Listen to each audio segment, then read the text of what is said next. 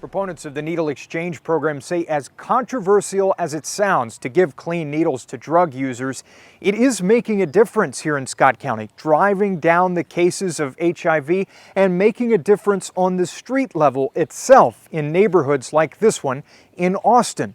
To understand, you have to rewind to 2015.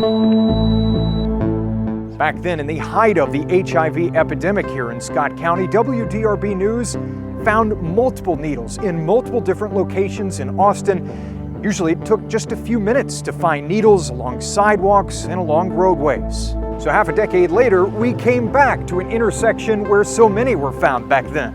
And right away, we did find a needle not too far from that intersection, but it's sitting right there in the middle of Mann Avenue. Ever since they started handing out needles left and right to whoever. Homeowner told us she still sees a good number of them in this area too. You walk from this stop sign to all the way down to the main road and you'll find in 2 days you'll find probably 20. But as we walked the rest of Mann Avenue, both sides of it, we didn't see any other needles but that one. We did see a bag that may have been used to store drugs. We saw orange caps that go to syringes as well.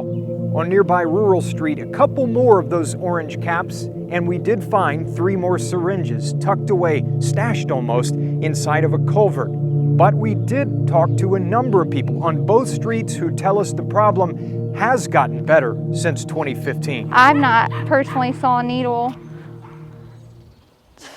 in a couple months. Elisa Stagnolia, who lives here in Austin, says she's a recovering addict herself. And this side of town used to be the worst side of town.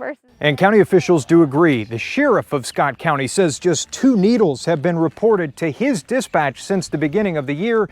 And there's the health department, which says that 92% of needles given out by the program have been returned since 2015. Those officials hope county commissioners will consider these statistics before deciding whether to keep the program around or end it.